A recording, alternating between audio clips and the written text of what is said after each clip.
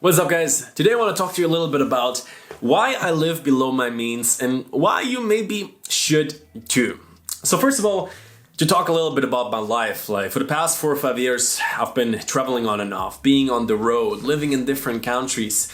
And one of the biggest questions is always like, well, how do you afford that? How much does that cost? And for me, always, I've been very financially cautious. Like coming from an immigrant family, at an early age, starting to make my own money, starting to budget it. I remember having like a nice little metal bucket where I was putting in like my 20, 30, 50 euro, and it was epic. I love that time. And in many ways, this is also what got me to this place where I would say living below your means can be, even though it sounds so boring and so like enjoy your life a little bit, you know?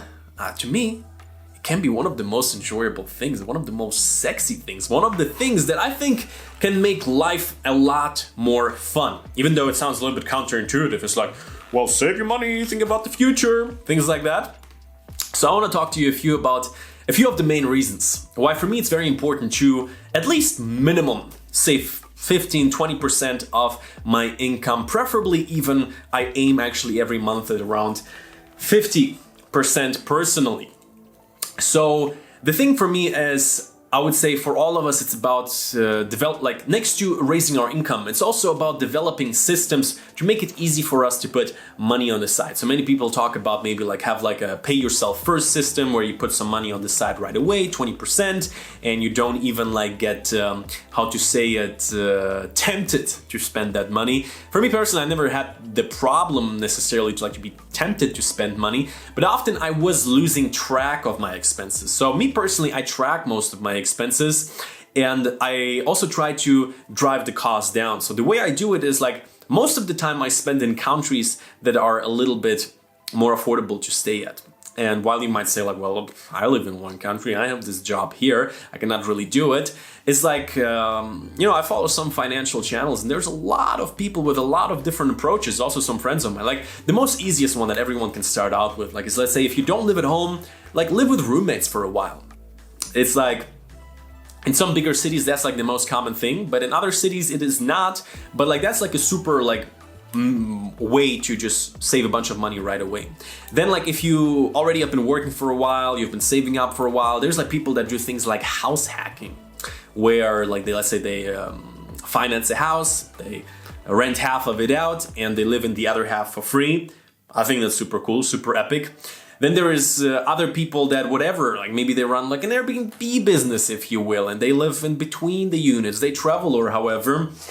And so also people who are, for example, are traveling and they live in exchange for working maybe in hotels and in hostels, and in return for that, maybe for a few hours a day in the morning, and they live for free. And while that is let's say these things are easy for people to start out of, I think going forward, it's really about developing systems that will make it easy for whatever your income is to keep your expense low.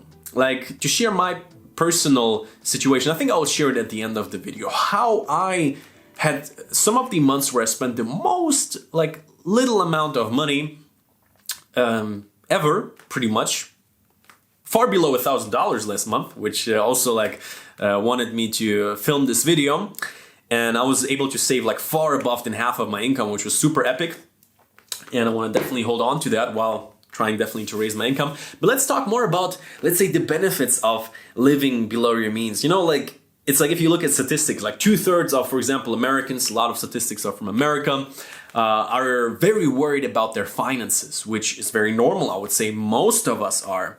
And one of the biggest benefits that I personally got from living below my means and always putting money on the side is this peace of mind.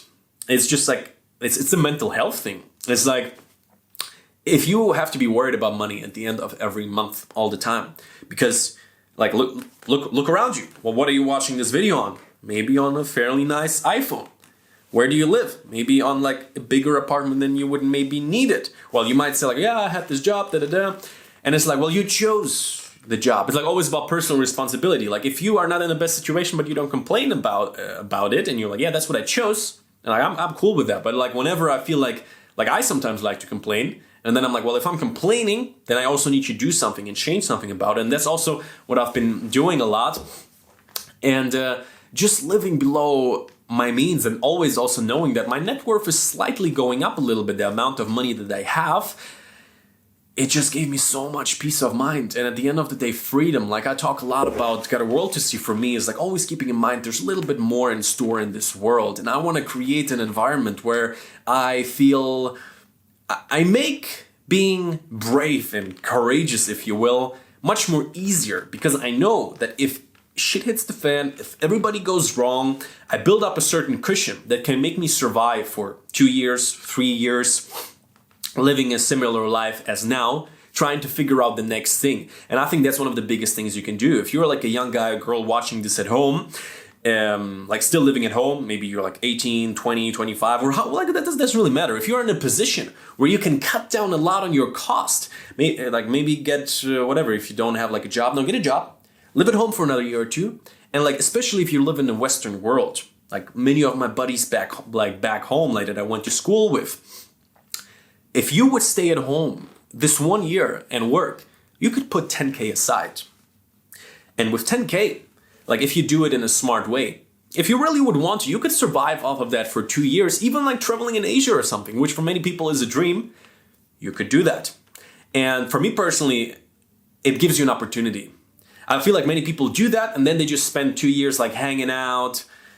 And I think it can also be a nice time to just travel, just whatever, not think about things. But for me, I like to spend this time and always look out for like opportunities, see what things are doing, learn from different cultures, different people, whatever different developments are happening in different countries. That's why I also really enjoy traveling. And that's what I mean, like, especially if you live at home and like living expense is always the biggest thing, renting and so on. That's when you're like, if you do it for 2 years, that's kind of like what I did. I lived at home. I started to work full time, just like random jobs, retail, call centers, promotion jobs. What else was I doing? Was also doing some cooler jobs, like working in like content creation for nutrition companies. That like was managing like some media project, did like the image movie for them, was directing it and filming it. That was pretty cool, and that allowed me to make like a good bunch of money and put most of it on the side. Also, what I actually did, what many people don't know, is for a few months I've been renting out another room while I was having my own apartment. That allowed me to split my renting cost by more than half, which we're now again into like more the practical approaches, which is like many of us, we often tend to just become complacent and be like, well, there's not much I can do. I'm tied to this job. I'm tied to this situation. And like, well, what if you would get a little bit uncomfortable and you would rent out that second room and make that extra income? And that sounds, again, this is what I mentioned in the beginning, sounds a little bit not so nice, not that comfortable. I don't want anybody else to use my bathroom. What are they gonna do to my toothbrush? Who knows? It smells weird today, And but for me, I had this bigger vision that I still have, and I'm definitely like nowhere near yet, but like being a citizen of the world, having multiple bases around the planet, the world, whatever, in the next like 5 to 10 years, that's what I kind of like working up towards to in many ways.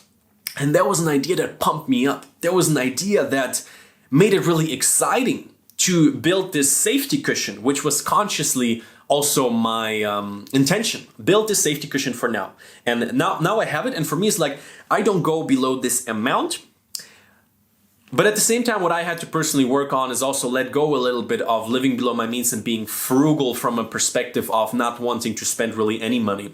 And so there was also a point a few months ago where I was asking myself, how can I optimize my life to keep my expenses very low while at the same time spending some money? Spending some money on like for the future setting up a website, investing into that, investing into some courses, investing into myself in a way. And but like I still don't want to just live on zero or like maybe save 10% of my income. So I will tell you again in the end of the video what I did like recently, what was really cool for me in my particular situation. But an even bigger thing that I want to talk about is kind of like a stoic approach. This approach of, you maybe heard of the concept of the Hedonic Treadmill. If you haven't, it's basically this idea that no matter what new level you get on in terms of your lifestyle, at first it feels good. You get the new phone, like, oh yeah, I like this quality, awesome. Maybe even you get the new car on a bigger level. Maybe even the house. Maybe a yacht, even like freaking a boat. Like, if somebody's watching me, we got just a boat, let me know, that would be epic. But we're not there yet, I think. But the thing is, you get used to all of it. You get used to, and you don't get any more emotions out of it. So there's the stoic approach of like live with the least means possible to kind of like reset your reward system in a way. Like what it like practically means, like some like major CEOs are practicing this technique, if you will, that you go out into like maybe a forest cabin or just like a small apartment in the city, and you just survive. You eat the most basic food. You maybe just like whatever, work out outside. You don't go to a gym. You do like you walk most of the time. You just live on like on the ground, maybe even without a mattress or a pillow. Like that's extreme, but what that allows you to do is it allows you to reset a little bit and get a better perspective for enjoying again a little bit more the material things in life, because you get desensitized to it. That's like really the thing. We think like it would be so epic to drive this cool car, to have this cool house, to have this cool traveling lifestyle, stay in 5-star hotels, get your ass licked every day. Well, that's too much. I mean like metaphorically, okay? Even though I'm not going to talk about it. And damn, someone's going to take that out of context. Coffee's gone. And so this stoic approach of lowering your sensitivity, I really know this with myself, that sometimes I stay in a very nice place, like for example right now, but then I consciously also, like for example, I'm gonna rent an Airbnb for the next week. Instead of going for the $40 or $50 Airbnb, I went with the $25, $30 Airbnb, which is still nice, but it's very, very, very basic. And in comparison to what, like if you watch my travel videos here, stayed in a super nice boutique hotel, super nice service, really enjoyed it. Having like these big double shots, like it's cappuccinos, awesome. And I genuinely enjoyed it. And also I often find myself getting used to that. That's the hedonic treadmill, getting used to that new level of lifestyle. And guess what? Then you are addicted to it. Then you don't feel anything anymore. It's like any other addiction also to a substance. It's very similar. Your reward system doesn't reward you anymore for drinking these types of drinks, living in these types of environment. That's the basic thing now you need to have to just feel okay. And so what I often practice is like, and that's also like the huge benefit of living below your means, is resetting a little bit my reward systems. And while before, it was even more like before I was in a situation where I was like living in maybe in hostels like 2 years ago when I was traveling, and still sometimes it's cool to do that. So at this point I try to go for a little bit nicer hostels if I do it. And sometimes getting an Airbnb. Right now I leveled that up a little bit, but I still playing around in that field of lowering my lifestyle for some time and then raising it again a little bit and having it in waves to not get attached, to not start to identify and not need this level of things to feel okay. To be able to experience emotions when you are staying in a cool place, when you are having a cool lifestyle experience. Like, for example, for me, I never was big into cars. I never wanted to spend money on cars. And recently I got the opportunity, I was reaching out to a lot of places here to drive around a really nice Jeep for 10 days. And I'm not a crazy car, nothing like, you know, like it's not like a super sports car or whatever, but it really made me feel something where I was like, that's cool. I don't even want to, like, theoretically I could buy this car, spend most of my money. Definitely don't want to do that. Wouldn't be smart at all. But then I know I would get used to it and it wouldn't have these emotions anymore. So after 10 days, it was a little bit hard to give the car back, but I know that in the future I can like rent out the car and have again a certain little spike of like, keep your lifestyle interesting in that way. And that's where I see actually living, maybe you could say in some way frugally, but even more below your means, whatever that means for you. Like living below your means, if you make like 20K, living below your means is living on a 10K lifestyle, which is, well, for most people we call quite sick.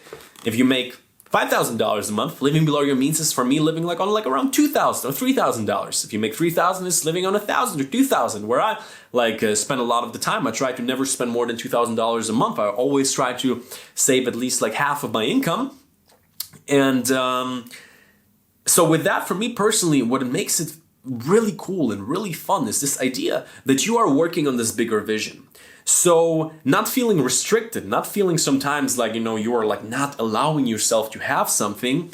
You do it from a place of like you take control of your life and you consciously seek out moments where you reset a little bit your base of experience. Like maybe sometimes it's just not doing much for a month, just working on a project, going into the park for walks and starting to enjoy the small things. I feel like this approach to living below my means really allowed me to get a high off of things that don't cost anything. Just a walk in the morning, working out outside sometimes. Maybe like, renting like the cheapest car, going for a road trip, experiences of a lifetime, and getting to travel and to live in different places is such a sick position that I like was able to put myself into, because I saw this vision like 2-3 years ago. And 2-3 years ago, I was restricting myself a lot. There was a time and place where I tried to literally save every single penny, because I was like, I want to build this lifestyle. I want to create this cushion. And that what made it exciting for me when I didn't spend these 10 or 100 or however much dollars or euro or whatever currency you're running with. And because of this bigger idea, that's what made it sexy. That's what made it exciting on the one side. But on the other side, also, again, as I mentioned, the Stoic approach, where you're level out and you have your lives a little bit in waves. I don't see many people talking about it that much. And so what else did I wrote down?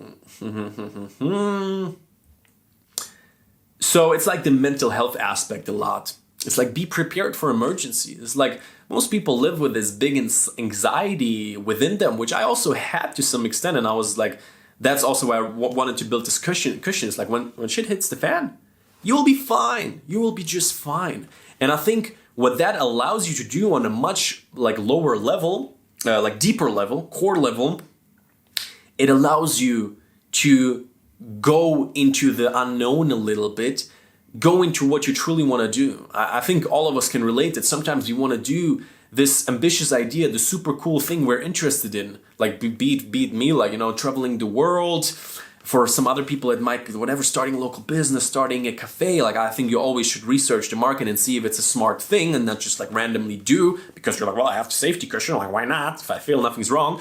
Still, like, be smart about it. But then for most people, it's like, well, if that fails, like, I'm done. And some people have irrational fears, especially. It's like, well, you're probably not done. Probably like you have like whatever parents or friends are going to help you out a little bit. Most of the time, you can still find like a basic job or whatever. So it's irrational fear for the most part anyway. But like, how can you remove that without just like talking yourself into it and then in the middle of the night waking up because you're kind of like lying to yourself a little bit and you are scared? Is actually build this emergency fund in a way that we mentioned in the beginning, which I think is so huge, which gives me personally the freedom to be courageous. It's like set yourself up to make being brave, not being brave. Because like in terms of like personal decisions, sometimes being brave is being extremely risky. And it's like, I think risk should be always calculated. And I think most of people are like in this bracket where you have a bunch of people that take crazy risks and like can have big upsides, but also extreme downsides. And that's when it can get really scary, the places that it might take people to. And even more people are just playing it safe all the time and never taking a risk. And then waking up at 50, 60 and is like, what have I done? So that's what makes for me, like living below my means and living frugally to some extent, the most like sick, adventurous, crazy, sexy lifestyle, because I know that with that, in the next 5 to 10 to 20 years, I will always keep allowing myself to dip a little bit out of my comfort zone, because the worst case scenario will be always, I have a few years to figure something new out. It is a loss, but also there's a lot of studies done that at some point, more income doesn't make you any more happier. So I would say the worst case should be to get to a place with whatever, with 30, with 40 years old, maybe for me personally, to a place where if everything goes wrong, I'm in this sweet spot where I have enough money, whereas like statistically, they say you don't need more to be happy. And also, like, I think it should be a more personal question where you ask yourself is like, well, what type of a lifestyle do you want to live? And luckily, because I personally learned to enjoy the small things, I know that theoretically, I don't need that much. I'm even fine with like a few $1,000s a month. Like, I think my perfect lifestyle as of right now would be around $5,000 a month, which I don't live yet. I don't want to spend that much money.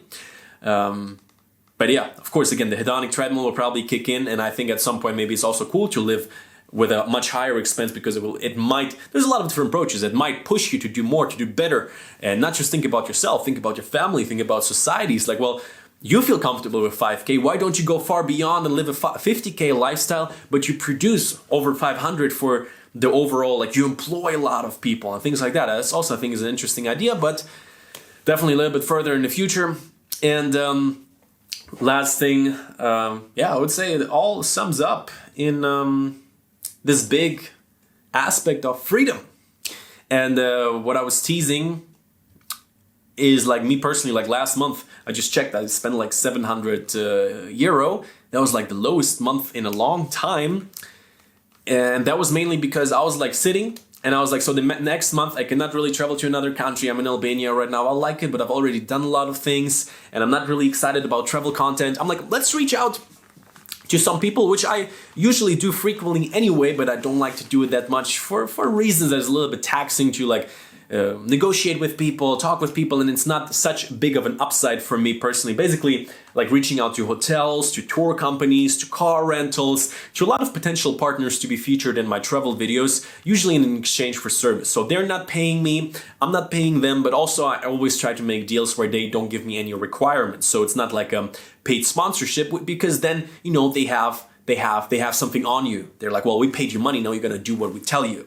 And that's why I personally even like to, with these like type of collaborations, to instead of like some people like to charge a few hundreds and then, you know, the place has expectations for what you're gonna do. I like to have the full creative control of that, if you will. And so with that, I like really digged in for a few days, for a few weeks, planned out some super epic trips, some super nice places to stay. And for me, like, I don't think I will do it all the time because it is extra amount of work and I'm not sure if the opportunity cost is worth it. It's like I am putting in a lot of time into that. But as of right now, I really, really enjoyed it. Stay in a lot of like really nice places like this place. It's not like crazy 5-star hotels, of which I also stayed at a few places in Singapore also through the means of like featuring them in videos and things like that. Or also like I knew a local guy who had some, like he knew some people and he got me into another cool hotel basically in Singapore. And that also allowed me again, sounds like whatever, I'm sitting here like trying to brag, but I want to use it as an example for the Stoic approach again. It allowed me to experience some of the highest like 5-star services and sometimes even like a little bit more of a special treatment even, which I'm aware of, where I was like, this is super cool. I like that. And after 5 days, I'm like, ooh, I noticed this little bit of like getting used to that now. And I'm like, oh, that's a tricky spot. I enjoyed it so much, but I know if I'm going to keep going like that, it's just going to become my new norm. And if you are like a person who like has a really high income, I don't think there's anything wrong with like raising your like lifestyle like drastically a lot if you enjoy that. But then still, I think it's worth playing with like the Stoic approach so then you can enjoy and value your life again and have this perspective. And so, yeah, for me, that allowed it like for in the past month, more than half was in collaboration with hotels, the driving with the car company. Also, I wanted to do this one trip in between the lake, and right now during the season there is absolutely like no touristic boats and offers. So I reached out to a tour company, asked them if they we could work something out together. I want to film a bigger video because that place looks really, really cool. So right now we're working out how they can help me out, and I'll kind of like shoot it through with their name on it. Again, they're not going to be paid like. I don't necessarily want to get into that industry because I also don't see that much potential in it. But for me, I was like, that's a huge win-win. I get to live below my means even more. I get to make my videos much more interesting. I can raise my lifestyle as well. I was like, yeah, I should do more of that. And that again, for you, it might seem like, what are you talking about? Like, I'm not a travel vlogger or whatever. I'm not an influencer, but again, that for me is like finding different approaches. For me, I'm more interested in shooting these videos for you, sharing like my deepest thoughts and experience. Sounds a little bit more intimate than it is. I also enjoy my travel content a lot.